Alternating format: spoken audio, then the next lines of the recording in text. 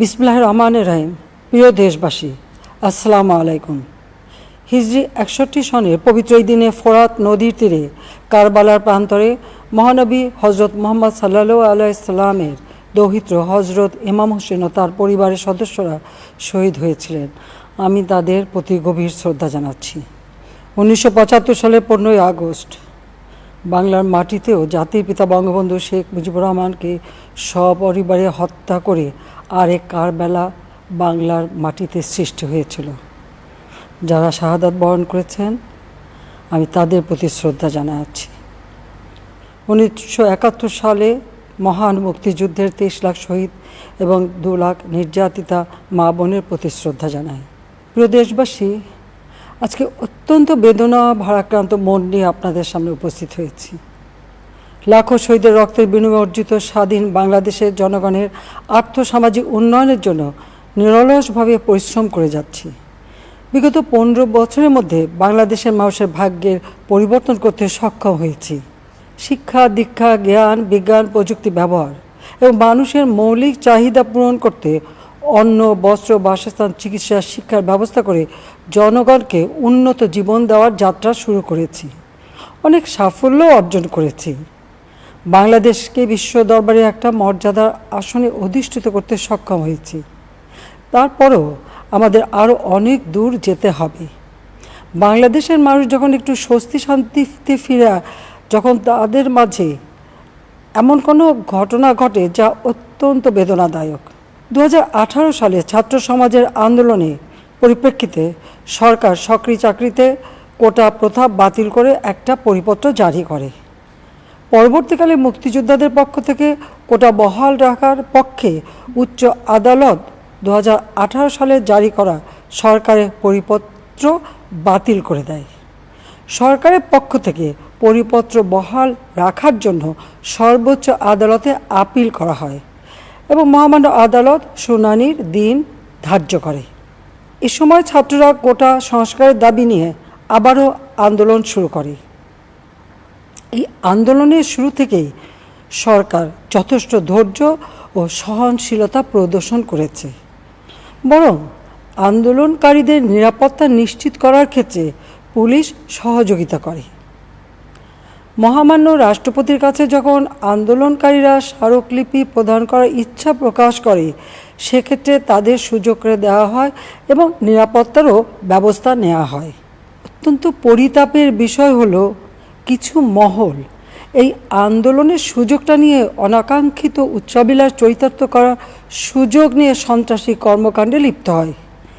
এর ফলে এই কোমলমতি শিক্ষার্থীদের আন্দোলনকে ঘিরে যে সকল ঘটনা ঘটেছে তা খুবই বেদনাদায়ক ও দুঃখজনক। অহেতুক কতগুলি মূল্যবান জীবন ঝরে গেল। আপনজন হারাবার বেদনা যে কত কষ্টের তা আমার থেকে আর কে বেশি জানে। যারা মৃত্যুবরণ করেছে তাদের আত্মার মাগফিরাত কামনা করছি। পরিবারের সদস্যদের প্রতি গভীর সমবেদনা জানাচ্ছি। আমি প্রতিটি হত্যাকাণ্ডের নিন্দা জানাই। যে সকল ঘটনা ঘটেছে তা কখনোই কাম্য ছিল না। চট্টগ্রামে সন্ত্রাসীরা বহুতল ভবনের ছাদ থেকে ছাত্রদের হত্যার উদ্দেশ্যে নির্মমভাবে নিচে ছুঁড়ে ফেলে দিয়েছে। অনেক ছাত্রের হাত পায়ের রগ কেটে দেয়, তাদের উপর লাঠি পেটা ও ধারালো অস্ত্র দ্বারা আঘাত করে। একজন মৃত্যুবরণ করেছে, অনেকে মৃত্যুর সাথে পাঞ্জা লড়ছে। ঢাকা, রংপুর এবং রাজশাহী বিশ্ববিদ্যালয়ের উপাচার্যের বাসভবন ও ছাত্রছাত্রীদের আবাসিক হলে অগ্নিসংযোগ ও ভাঙচুর করা হয়। সাধারণ পথচারী, দোকানিদের আক্রমণ, এমনকি রোগীবাহী অ্যাম্বুলেন্স চলাচলে বাধা প্রদান করা হয়। মেয়েদের হলে ছাত্রীদের উপর আক্রমণ করা হয়েছে এবং লাঞ্ছিত করা হচ্ছে। আবাসিক হলে প্রবোজদের হুমকি দেওয়া হয় এবং আক্রমণ করা হয়েছে। শিক্ষকদের উপর চড়াও হয়ে তাদের গায়ে হাত তোলা হয়েছে। আমি বিশ্বাস করি, যারা কোটা সংস্কার আন্দোলনে জড়িত তাদের সাথে এই সকল সন্ত্রাসীদের কোনো সম্পর্ক নেই, বরং সন্ত্রাসীরা এদের মধ্যে ঢুকে সংঘাত ও নৈরাজ্যকর পরিস্থিতির সৃষ্টি করছে।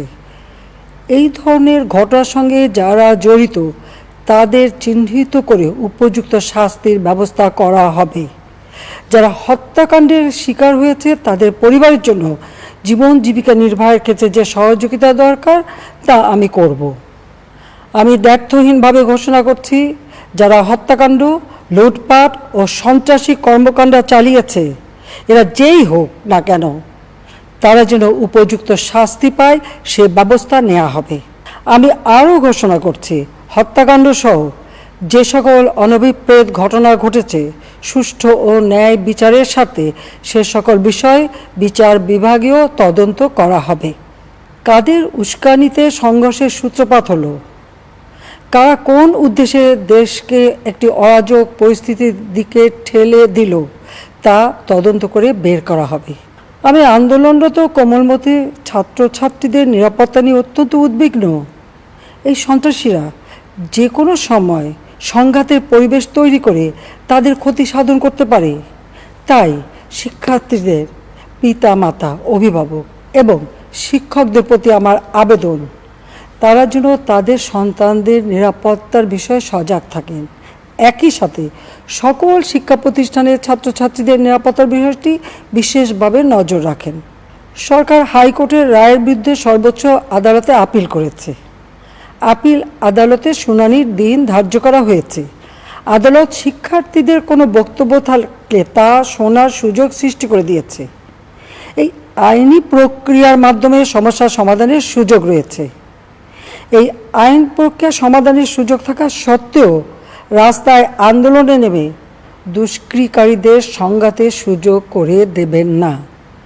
সর্বোচ্চ আদালতের রায় আসা পর্যন্ত ধৈর্য ধরে অপেক্ষা করার জন্য আমি সকলকে বিশেষভাবে অনুরোধ জানাচ্ছি। আমার বিশ্বাস আমাদের ছাত্র সমাজ উচ্চ আদালত থেকে ন্যায় বিচারই পাবে, তাদের হতাশ হতে হবে না ইনশাল্লাহ। মুক্তিযুদ্ধের চেতনায় আমাদের প্রিয় মাতৃভূমিকে সকলের সহযোগিতায় স্মার্ট বাংলাদেশ হিসেবে গড়ে তুলব। আমি আবারও এই অনাকাঙ্ক্ষিত ঘটনায় যারা নিহত হয়েছেন তাদের জন্য গভীর দুঃখ প্রকাশ করছি এবং পরিবারের সদস্যদের প্রতি আমার সমবেদনা জানাচ্ছি। খোদা হাফেজ।